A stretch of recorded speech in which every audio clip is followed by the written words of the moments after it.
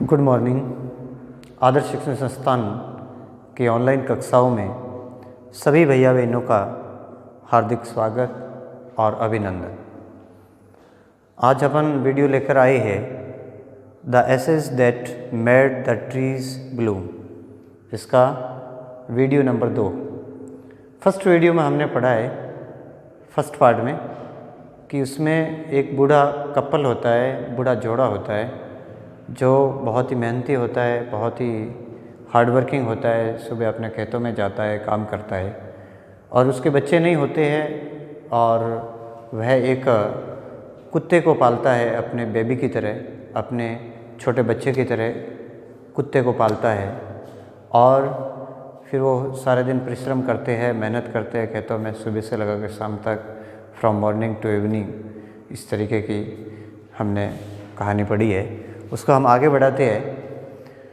One day the dog came running to him, putting his paws against his legs and motioning with his head to some spot behind. The old man at first thought his pet was only playing and did not mind it, but the dog kept on whining and running to and fro for some minutes. Then the old man followed the dog a few yards to a place where the animals began to lively, scratching, thinking it was possibly a buried bone or bit of fish. The old man struck his hoe in the earth when lo, a pile of gold gleamed before him.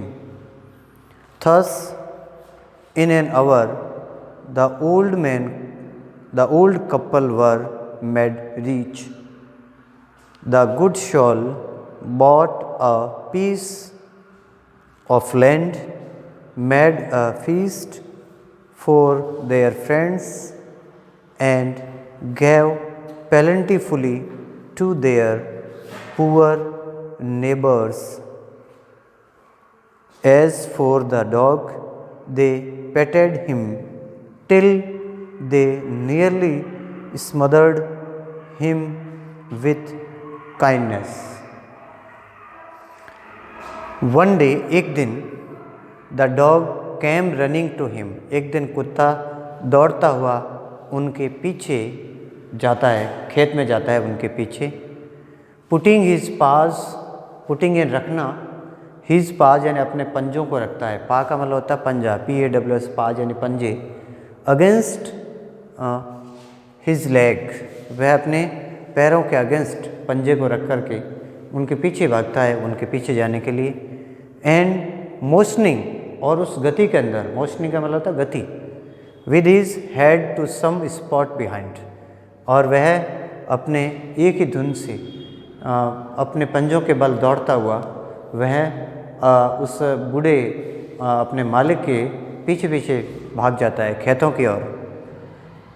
The old man at first thought, बूढ़े आदमी ने सर्वप्रथम ये सोचा, at first सर्वप्रथम, thought यानी सोचा, his pet was only playing, उसने ये सोचा कि उसका पालतू कुत्ता जो सिर्फ केवल खेल रहा था, उसने ये सोचा। एंड डिड नॉट माइंड, और उसने उसका माइंड नहीं किया, उसने उसको ध्यान में नहीं दिया कि बच्चा जो है, जो पेट है वो सिर्फ खेल रहा होगा, उसने उसको ज़्यादा माइंड नहीं किया। बट लेकिन the dog kept on whining and running, लेकिन द डॉग कुत्ता, केप्ट ऑन यानी लगातार, कंटिन्यूस, उसको कहते हैं कीप ऑन से केप्ट ऑन, इसकी सेकंड फॉर्म है। कीप ऑन यानी कंटिन्यूस, जारी रहना। वाइनिंग वाइनिंग यानी कंप्लेन, शिकायत करता हुआ जारी रहा। एंड रनिंग और दौड़ता रहा। To and fro, to and fro का मतलब होता है here and there, to and fro यानी हियर एंड देयर, इधर उधर वह दौड़ता रहा। फॉर सम मिनट्स, कुछ समय के लिए वह इधर उधर दौड़ता रहा और शिकायत करता रहा। देन तब the old man followed the dog, तब बूढ़ा आदमी उस कुत्ते का पीछा करता हुआ उसके पीछे पीछे जाता है। फॉलो यानी पीछा करना, द डॉग यानी कुत्ते का पीछा अनुसरण करते हुए उसके पीछे पीछे जाता है। ए फ्यू यार्ड्स, कुछ ही कदमों की दूरी पर, यार्ड्स यानी कुछ दूरी पर, कुछ यार्ड्स की दूरी पर, यार्ड्स एक दूरी मापने की इकाई है। A few yards to a place, वह एक स्थान पर जाता है कुछ यार्ड्स की दूरी पर। वेयर, जहाँ पर, द एनिमल, जहाँ पर जानवर, where the animal begin to lively scratching, जहाँ पर जानवर है वो बिगिन यानी शुरू करते हैं ए लाइवली स्क्रैचिंग यानी एक जीवंत खुरचना, यानी स्क्रैच करना, किसी को खोदना अपने पंजों से खुरचने के लिए।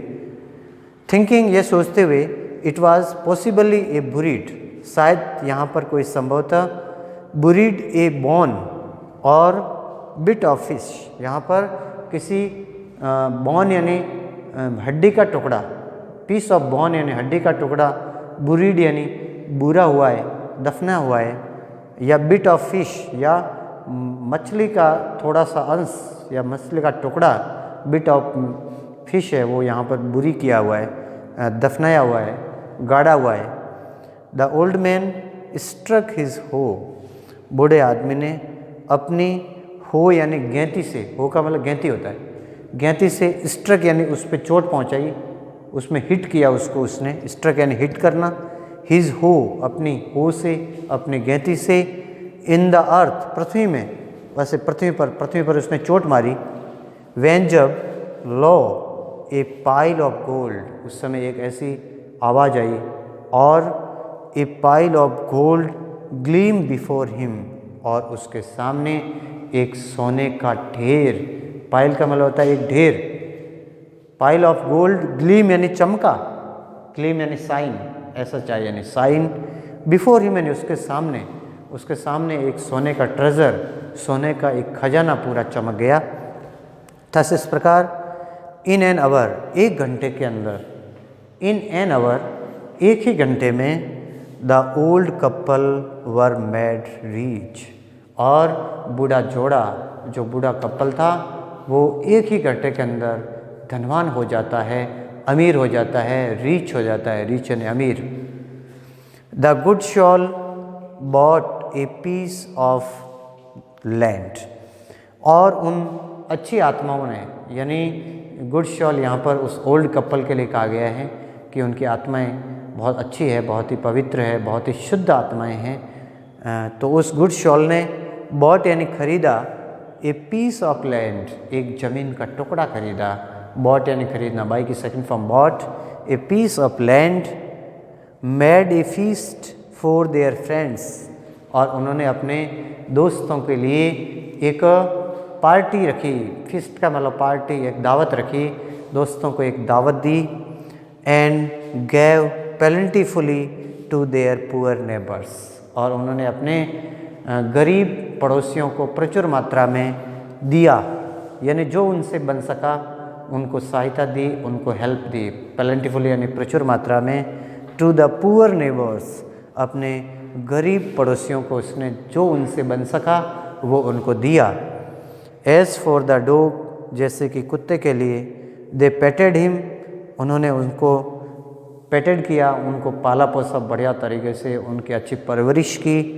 टिल, तक, दे नियरली, जब तक वे, नियरली यानी लगभग, स्मदर्ड हिम विद काइंडनेस, और वे दयालुतापूर्वक उनको सहोजते रहे, यानी उनकी केयरिंग करते रहे, अच्छे तरीके से उसकी परवरिश करते रहे।